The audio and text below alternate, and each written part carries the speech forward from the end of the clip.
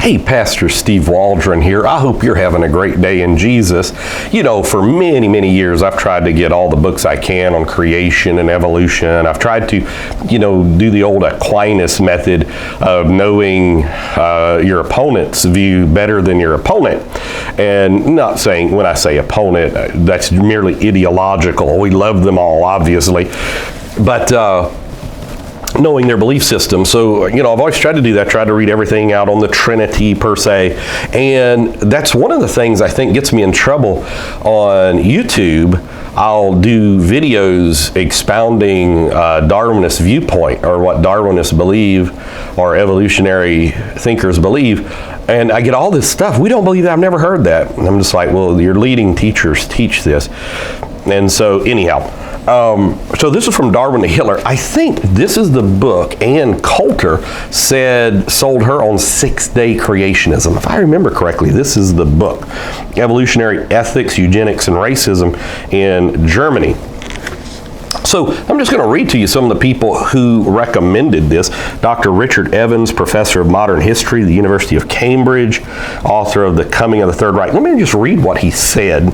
Richard Weikart's outstanding book shows in sober and convincing detail how Darwinist thinkers in Germany had developed an amoral attitude to human society by the time of the First World War, and which the supposed good of the race was applied to the sole criterion of public policy and racial hygiene. Now, there was some of that in the United States as well. I think you remember Oliver Wendell Holmes said, 4 generations of idiots or something is enough. I mean, it's some crazy comment. And Margaret Sanger, the eugenics movement, please excuse me, I've got a severe cold, so God's good. I hope you can make it through this. I'm going to try to. If I can make it, you can make it through. All right. Without oversimplifying the lines that connected this body of thought to Hitler, he demonstrates with chilling clarity how policies such as infanticide, assisted suicide, marriage prohibitions, and much else were being proposed for those considered racially or eugenically inferior by a variety of Darwinist writers and scientists, providing Hitler and the Nazis with a scientific justification for the policies they pursued once they came to power. Now, I will say, in reading this book, I did find it very even-handed. I did not see it as this hard right 6-day creationist screed. I didn't see it as bomb throwing. As a matter of fact, I'm sitting here reading it thinking, boy, I wish he would say more on this, So, okay, so we've got Richard Evans, professor of modern history at the University of Cambridge. Okay, now we have, who wrote the book, The Coming of the Third Reich, so he's an expert in this. Ian Dalbigan, professor of history, University of Prince Edward Island, and author of Merciful End, the Euthanasia Movement in Modern America. This is one of the finest examples of intellectual history I've seen in a long while. It is insightful, thoughtful, informative, and highly readable. Rather than simply connecting the dots, so to speak, the author provides a sophisticated, nuanced examination of numerous German thinkers of the late 19th and early 20th centuries who were influenced to one degree or another by Darwinist naturalism and their ideas, subtly drawing both distinctions and similarities in the process, telling a rich and colorful history. And I would say that was my impression reading the book, exactly that. All right, Kevin Repp, Associate Professor of History at Yale University, taking a middle ground between scholars on both sides. Excuse me. Richard Weikart has traveled far and wide to bring together a broad range of important programs, institutions, and thinkers who shaped the social and political ramifications of Darwinian thought in late 19th century and early 20th century Germany. Many of the voices Weikart conveys appear here in English for the first time. And then it's got this little sticker. I've got a couple copies of this book. I couldn't find my other one, so I had to order another one. And so I can't tell who this last person was. Let me see if it's in here. This is printed by Palgrave Macmillan. It's the global academic imprint of Palgrave Macmillan Division of St. Martin's Press, which I've heard of Macmillan Publishing. This is first edition, May 2004. No, it doesn't look like it's got, so I really would, it says Alfred Keller, Edgar B. Graves, something Hamilton College, but I can't read it. And the jacket art. I think it's some pseudo deal. Anyhow, let me just read a little bit and then I'll show you the table of contents here. The preface. I became fascinated with the topic of evolutionary ethics while doing research for my dissertation, Socialist Darwinism, Evolution in German Socialist Thought from Marx to Bernstein, published in 1999. So, while examining Darwinian discourse in Germany, I found that many Darwinists believed that Darwinism had revolutionary implications for ethics and morality. And that's the reason, like, I remember Darwin, he wanted to dedicate the book to Marx in a subsequent edition, and Marx was like, no, I agree with you, but we better not put that, you know, because Marx was seen as quite the radical in his time. He didn't want to make that connection. So, let's let you look at the table of contents. Now, I do know that since this book has been published, it has had major pushback, major pushback. People have tried to say there was no, but you know, even Hitler's book, Mein Kampf, means my struggle. And so, obviously, and also the subtitle of Darwin's book was something to the effect of the struggle of favored races and the fight for life or something like that. I may do a video on the subtitle of the origin of the species. You know, I had a subtitle that had to do with that. I wonder if I can find that real quick. You might find that interesting.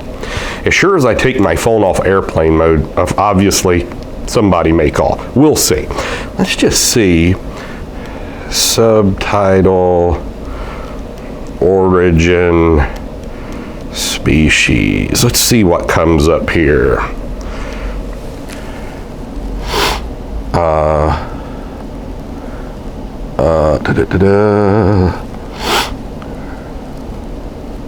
The subtitle to Darwin's book is The Preservation of Favored Races in the Struggle for Life. Okay, so that is the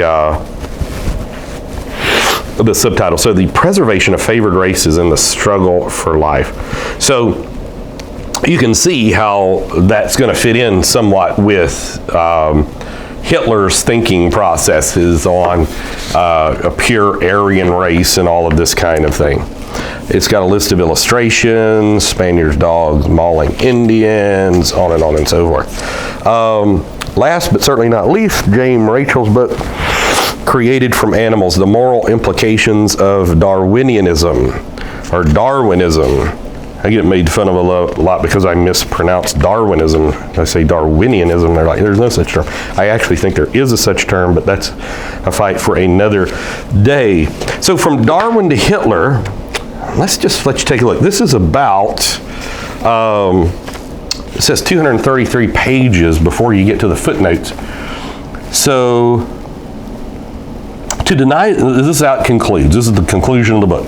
To deny the influence on Darwinism on Hitler would also be foolish. However, especially since almost all scholars of Nazism acknowledge it. Richard J. Evans highlights the importance of social Darwinist discourse, not only for Hitler, but also for those cooperating with Hitler's genocidal program.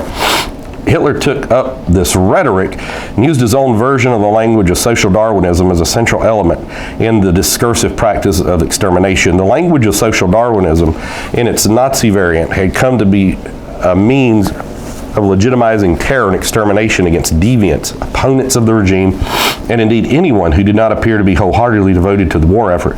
The language of social Darwinism helped to remove all restraint from those who directed the terroristic and exterminatory policies of the regime, and it legitimized these policies in the minds of those who practiced them by persuading them that they were doing was justified by history, science, and nature. Darwinism by itself did not produce the Holocaust, but without Darwinism, especially in its socialist, Darwinist, and eugenics permutations, neither Hitler nor his Nazi followers would have had the necessary scientific underpinnings to convince themselves and their collaborators that one of the world's greatest atrocities was really morally praiseworthy. Darwinism, or at least some naturalistic interpretations of Darwinism, succeeded in turning morality on its head. And now, of course, communism did the same thing. They would say when communists would take over a country, the first thing they would do is put Darwinism in the schools. because of course communism would be atheistic. And so, boy, Adam Sedgwick to Charles Darwin, November 24th. That's amazing. Okay, so let's see how many notes he's got. We're not going to be able to see how many he's got, but let's see how many pages of footnotes he's got in here. He has 235 to 278. So that's 43 pages. And then an amazing bibliography. An incredible, I'll just show you an example of the bibliography here. And so this is like books for further study.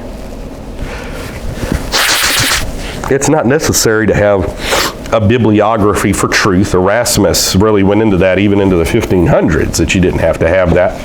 But at the same time, it does let you see that these ideas are not just isolated to him. As he said earlier, that almost all people who study National Socialism acknowledge the link of some sort between Darwinism and the Holocaust. Even if it's a tenuous link. Boy, huge bibliography. So from page 279 to 303, small print. That's really cool. Then a good index in the back. Otto von Bismarck, Ernest Haeckel, which I just did a video on that. I get a lot of people, like, they'll see a video, especially on Darwinism, they don't even watch it. I just get like gobs of thumbs down. I even have people asking, why all the thumbs down on this video? It's pretty good. And it's just because people, you know, the Bible said in Romans 1, professing themselves to be wise, they became as fools. And so they can't even conceive of a world without evolution. That to them, it's settled science. It's akin to flat earthism to not believe it. And that's the way it is. So you might enjoy this, From Darwin to Hitler, Richard Weikart, Evolutionary Ethics, Eugenics, and Racism in Germany. And also Grand Illusions by George Grant kind of show how it was also here in the United States, which is fascinating. Did a lot of bad things in the United States, unfortunately. But God bless. God's good. He's coming soon. And we'll have a world wherein dwelleth righteousness, not sinful man and all the things we fight. So God bless. Talk with you later in Jesus' name.